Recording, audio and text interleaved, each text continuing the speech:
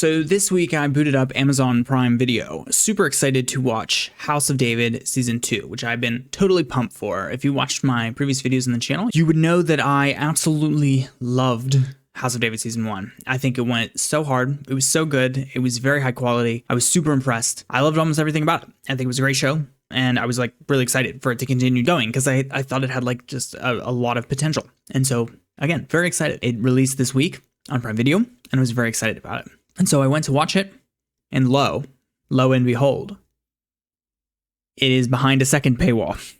Now, this is an interesting conversation because I certainly feel that Christians should be able to make money off their projects, for sure. Can y'all hear dog? Dog is wilding back there.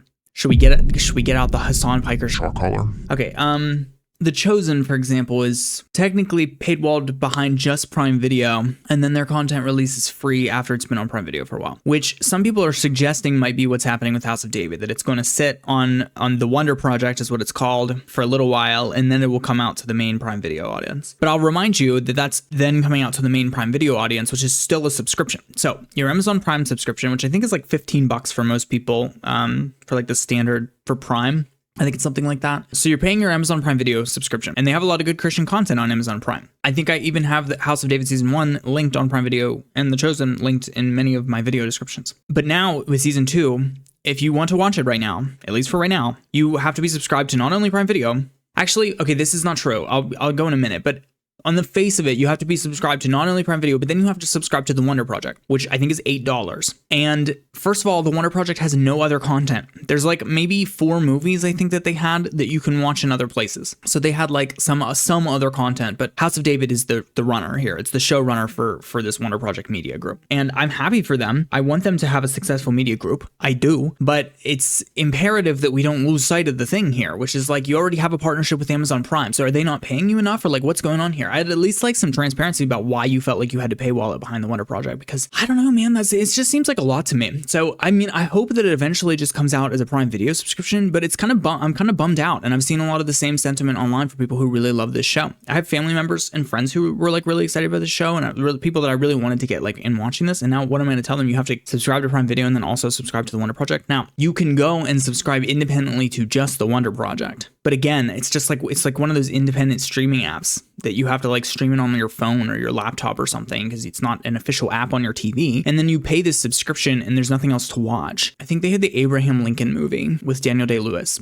So if you want to pay for that subscription, you're basically just paying $8 to watch House of David. Like you're basically just paying them $8 for House of David, which I just think is silly. Paywall stuff on the internet is getting kind of crazy. Like I just feel like, I don't know, there's got to be some other way that we can make money off of this thing. Like, is it not making enough money to uphold its budget? Because that would be concerning to me, because I know that it did really, really good viewership numbers on Amazon Prime. So if it's not making money, then something's wrong with the business model. And I want it to be a really high quality, high produced show. Maybe they need to ask for donations. Like, I don't know, but don't make the people have to subscribe. Like, I don't know. Maybe I'm wrong. Do you think I'm wrong for not wanting to subscribe to every independent Christian project? Like, even if a Christian project came out, and this is also where you have to differentiate between just like Christian entertainment and like The Chosen. There is a big difference between The Chosen and House of David. The Chosen is reaching people with a very specific message, which is the message of the gospel and the story of Jesus Christ himself, which is something that needs to reach all people in a human and direct way, which is what The Chosen is accomplishing, which is why Come and See is a official ministry that's using that opportunity as like an opportunity to perform evangelical outreach to people. House of David is a highly entertaining, highly well put together, highly biblical and impressive TV show, but it's not the same thing and shouldn't be treated in the same way. So, I mean, they're not taking donations, so I'm not going to shame them for that.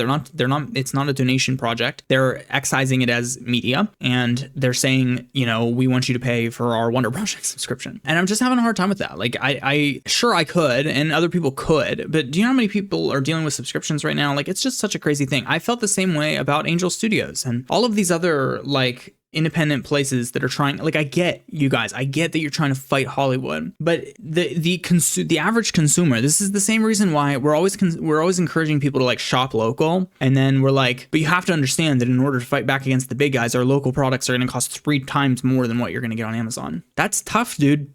That's a tough pill to swallow. Have you seen the Econemeh? The economy is like really bad right now. And so like just asking people to pay more is a really difficult ask. There's a group for it for sure. Like there is a group of people who like throwing their money at things that they're passionate about. There is. But I think it makes up a small top section of people in general, and then also of like the Christian community. So I'm sure they're going to make some money for their Wonder Project. I just hope they don't do it for long. You know, if they have to do this early access thing as if it was like a YouTube membership, then fine. But I hope that it's not longer than like 3 months or something. The show should be out by 2026.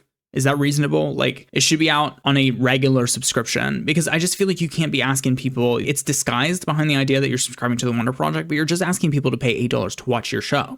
It's the same as if somebody put a movie up and said, like, to rent this movie, you have to just pay this much money for the movie, which some people are willing to do again. But that $8 is the same price as like a regular subscription nowadays. I mean, everybody's upping their prices, but like you can subscribe. Is Disney $8? No, I think they just up to 10 or 11 or something. So you can subscribe to a streaming service for like $10 and get a bunch of movies and shows. So either House of David needs to figure out their relationship with Prime Video, and if they're not satisfied with it, then they need to get it somewhere else. Like if you're not satisfied with the contract you signed or whatever, you need to get onto a streaming service where they're paying you enough dividends for it to be worth it, or whatever your contract price is. I don't know, man. I'm just upset. I'm upset. I've resolved that I'm not going to watch it until everybody else in the world can watch it, because I have my doubts about how many people are paying for a Wonder Project subscription and watching this show right now. Based on Facebook comments, I don't think very many. So remains to be seen. Anyways, I was really excited for House of David season 2. Excuse me, I'm sipping my coffee. It's still the morning.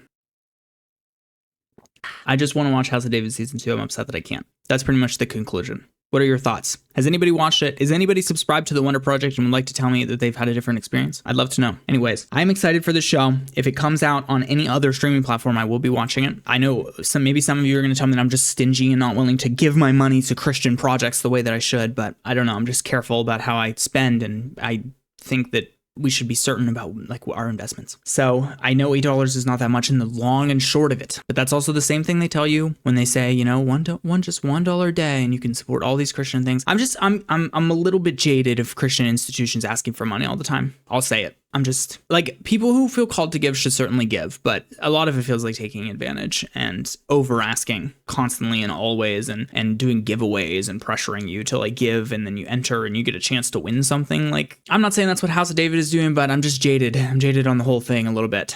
There's some conversations we need to have about Christians and money. Something about it is interesting. Anyways, if you haven't, check out my House of David reviews. I did a like initial reaction to the first release, and then I did a review of kind of the whole biblical content of the season. And again, really enjoyed season 1, and you can still watch that on Prime Video right now with the link in my description or whatever. If you have Prime Video, you can go and watch season 1, and I highly recommend it. It's really good. As long as you're not upset that you can't watch season 2 right now. That's all I have to say about that one. If you have been, thank you for watching. This has been Creed's Questions. I'd appreciate it if you consider sticking around with the channel, letting me know what you thought, letting me know about any future thoughts or things that you'd be interested in, and checking out some of my other content along the way. But anyways, again, I thank you so much for watching, and I hope you have a good one.